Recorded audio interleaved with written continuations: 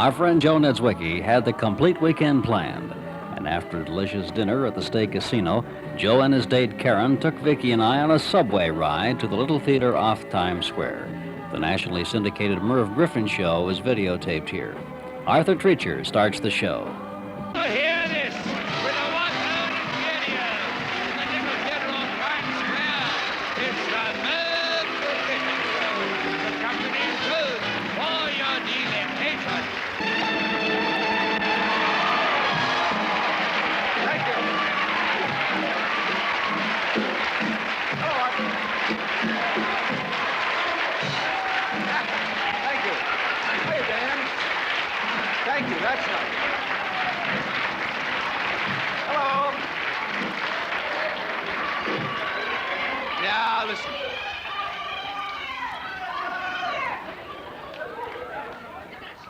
You don't have to applaud. Just line up for a quick kiss, okay? One of the pages on the Merv Griffin Show noticed me shooting movies and asked me to stop. But after the Griffin Show, we walked around Times Square. Formerly the New York Times Building and now the Allied Chemical Building is famous for ushering in the new year every December 31st. The money that pays the electric bill for these signs would make one rather wealthy.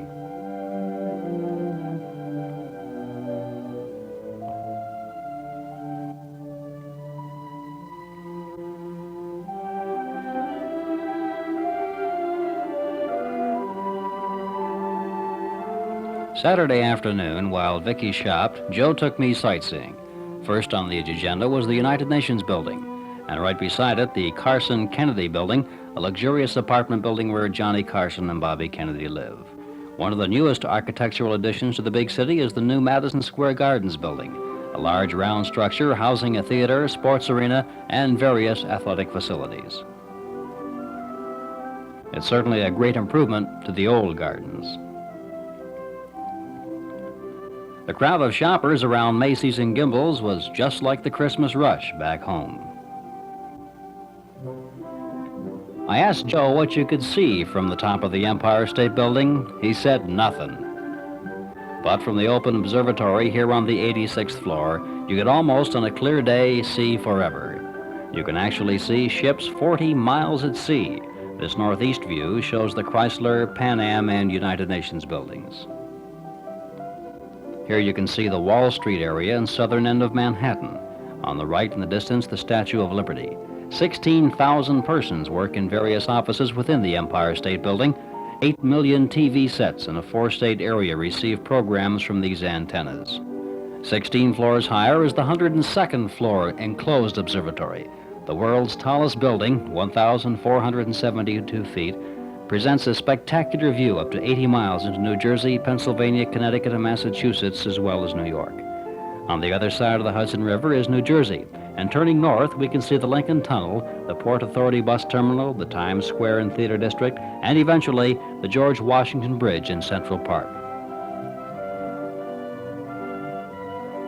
And another view of the new Madison Square Gardens. Over 1.5 million visitors annually ride the 72 elevators that service the building. If all the elevators were to stop running, you could count the 1,860 steps from the street level to the 102nd floor. 60,000 tons of steel went into the building, which is estimated to weigh 365,000 tons, or 14 tons per occupant. Touring ABC TV, we saw the control room receiving the Olympics from Grenoble, France via satellite.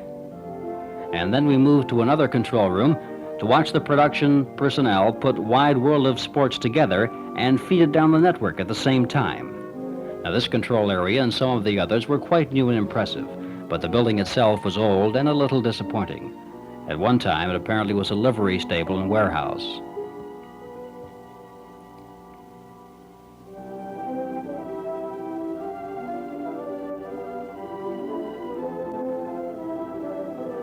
Sunday afternoon, we went to the Museum of Natural History, where if you had the time, you could spend days looking at the many exhibits of wild animals, such as these from Africa.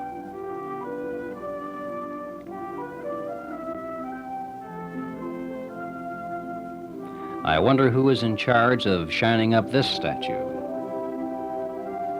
Joe, Tina, and Vicki tried to imagine the life of a caveman with dinosaurs like this chasing you around. But for the less stout at heart, there are the many displays of our fine feathered friends.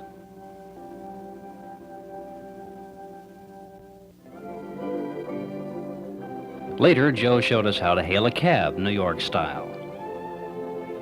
Driving through Manhattan's West Side, we passed the new Lincoln Center, one vast complex of 14 acres dedicated to the music arts. Before we came to New York, we were told you must eat at Mama Leone's, and so here we are. We were fortunate to be there at this time because a celebration was in progress, a large feast just prior to Lent. The decorations were like New Year's. And after our Italian dinner, we went to Radio City Music Hall, where we saw Sandy Dennis and Anthony Newley in the movie Sweet November.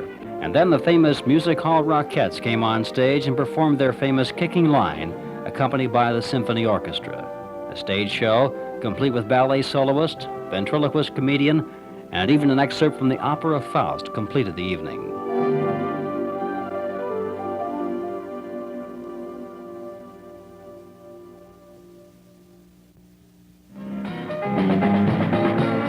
By the time Monday morning came, we had seen and done a lot, and yet there seemed like so much more left that we wanted to do and see, but it was time to wait for the bus that would take us back out to the airport. Instead of the bus, I wanted to go to the top of the Pan Am building and take one of these shuttle helicopters to LaGuardia, but Vicki's tender tummy wanted to stay closer to the ground. While we waited for our flight to be called, I started thinking about the wild, fast weekend we just had. In less than 72 hours, we'd spent an afternoon shopping, been in the audience of a Merv Griffin television show, spent a few hours at the New York Playboy Club, where we saw a very funny comedian, Stu Allen, and a girl singer from the Joey Bishop Show. Saturday, an afternoon of sightseeing, supper at a small restaurant that turns its menu back to 1832, and the price of a steak is 8 cents, coffee is 1 cent, pie 6 cents. The whole meal for the four of us cost 47 cents. We also saw our first Broadway play, Don't Drink the Water, starring Peggy Cass and Lou Jacoby and written by Woody Allen. We toured the Museum of Natural History, saw the glitter of man-made stars at the planetarium. We were thrilled at the Joey Chitwood style of driving used by New York's cabbies. We had a great Italian meal from the famous Mama Leone's and enjoyed walking through Rockefeller Plaza, watching the movie at the Radio City Music Hall, seeing the Rockettes, listening to the Music Hall Grand Organ and Symphony Orchestra. And as our BAC One-Eleven left New York behind, I felt there was so much more to see. Already, I wanted to go back to New York City.